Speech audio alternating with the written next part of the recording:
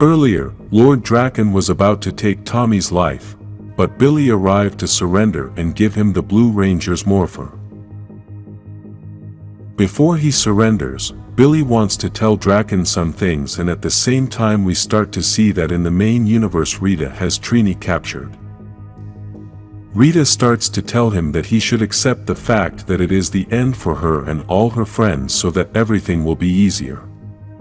In the other universe, Billy starts explaining to Drakkon that he was there when the Black Dragon started altering the Ranger's powers. He also tells him that the only way Drakkon could have altered the Ranger's powers was by using a crystal from the Morphin grid. In the other universe, Rita continues to try to discourage Trini by telling her that her Goldars are going to destroy everything. She tells her that the Goldars are going to pull the Rangers out of their Zords and will be brought before her as the weaklings they are. Rita wants to force Trini to watch her destroy the Rangers while she watches everything. The witch tells her that this is her last chance to pledge her allegiance and surrender her coin of power. In the other universe, Billy goes on to explain to Lord Drakkon that he realized that this universe's Trini used the same technology as the Black Dragon to build the shield generators. So, he realized that he could use this technology to do the same thing Lord Drakkon did with the Black Dragon. In the main universe, Trini starts attacking the Goldars and tells Rita that the thing that blocks the Rangers' teleportation only works on them, but apparently doesn't work on other things. The Trini from the other universe tries to explain everything Billy said and tells Lord Drakkon that he did them a favor by allowing them to get close. She then uses the Blue Ranger's Morphin to attack Lord Drakkon with all the energy Billy could use as the Black Dragon did. This energy is so powerful that it reaches Lord Drakkon and all the soldiers that were around him. Meanwhile, in the main universe, Trini manages to teleport all the armor of the Black Dragon and begins to use it. She reprogrammed that armor to sync with her in case of an emergency like this and asks Rita, who's the weak one now. Trini uses the armor to defend herself. Rita begins to despair and asks Finster to grow any monsters. Trini seizes the time and searches for the Blue Ranger's power coin, which was still in Rita's command center. With the technology of the Black Dragon's armor, she begins to energize the Blue Ranger's coin, and with this she manages to restore the powers to all the Rangers. Now, the Rangers also have control of the Blue Ranger's Zord, so Jason asks everyone to begin the Megazord transformation. Now all the Rangers have their powers back, their colors, and the Megazord is ready for battle. Rita then tries to belittle everything Trini has done by telling her that she didn't do anything important since after living thousands of years she has seen Zordon's soldiers fall before her. Trini challenges Rita to a battle, but Rita tells her that she will accept the challenge another time and then disappears. At that moment, Trini wants to tell the other Rangers what had just happened, but suddenly she receives an important alert. The Rangers continue to destroy the giant Goldars using the Megazord, but in the command center there was still a normal-sized Golder clone. This clone began to taunt the original Golder by saying that Rita wanted to replace him, but then the original Golder becomes enraged and destroys the last remaining clone.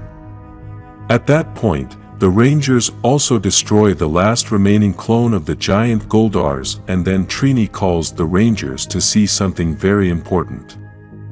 She noticed on the Black Dragon's sensors a giant wave of grid energy coming from the Blue Ranger's coin from the other universe. The Rangers think it might be Billy, but they are not sure about this, and Trini says they can use the Black Dragon to open a portal even though the dimensional fields are still weak. What she doesn't know is how long the open portal will last, nor how stable it will be, but it's the best chance they must find Billy and Tommy. In the other universe, Lord Drakkon has lost his powers, Tommy now has Saban, and the Rangers tell Drakkon it's his turn to surrender. Then, Drakkon's army tanks start attacking the Rangers and they are furious that those soldiers were out of range of the initial attack. Despite this, Zack says that it doesn't matter and now it's time to attack.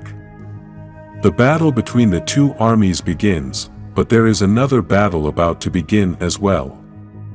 Drakkon and Tommy are facing each other, ready to fight, but first Drakkon starts trying to persuade Tommy with words. He tries to provoke Tommy by telling him that he needed his friends in order to defeat his dark version, but Tommy tells him that he's not going to provoke him. Drakkon then tells him that he can't prove his worth if he can't even beat him, and this angers Tommy, who starts attacking Drakkon. Then, Tommy tells him that he admits he needed his friends to get there, but that's fine with him. Drakkon tells him that they are not a source of strength, they are a burden because when he is going to need them, they are not going to be there. Tommy then responds by saying that his friends don't need to be there to be a source of strength for him, because when he feels that darkness, he remembers that they trust him, that they believe in him, and he believes in them. At that moment, the unexpected happens, a portal opens and the Rangers from the main universe arrive in this other universe to help in the battle. Tommy uses the moment to remind Drakkon that his friends do arrive when he needs them. Jason tells the Rangers that they must shoot down the tanks if they want to win the battle, but Bulk managed to activate the weapons and destroyed the tanks. Tommy says that confidence and hope need more determination to believe than paranoia and fear. He also tells Drakkon that maybe all those people are afraid of him, but they are not loyal to him and do not respect him. Drakkon then responds by saying that faith in his friends will be his undoing. They were there today, but they won't be there the day he needs them the most. Tommy tells him that's a very depressing way of looking at things, and it's clearly not today's winning argument. Drakkon tells him that maybe it isn't, but today is just one day, and after these words he launches himself into the void. Drakkon's army is losing the battle, so Scorpina tells them they must escape. Then, the Rangers from both universes come face to face, and this is quite strange for everyone as they are seeing a version of themselves from different times. Trini and Billy from the main universe begin to talk about everything they had done, while Jason and Kimberly hug Zack from the other universe since he had not seen the version of them from this universe for several years. Then, the Rangers say goodbye and quickly use the portal they had opened to return to the main universe, but they did not realize that the same energy dragged Lord Drakkon's body with them. The Rangers arrive at the command center, which was destroyed, and Saba begins to explain that she managed to become a link to Zordon. He then projects Zordon's image and tells the Rangers that when they build a tube, they can then redirect Zordon there. Elsewhere in this same universe, Drakkon wakes up injured and confused, while some helicopters and soldiers surround him. Lord Drakkon's story is not over yet.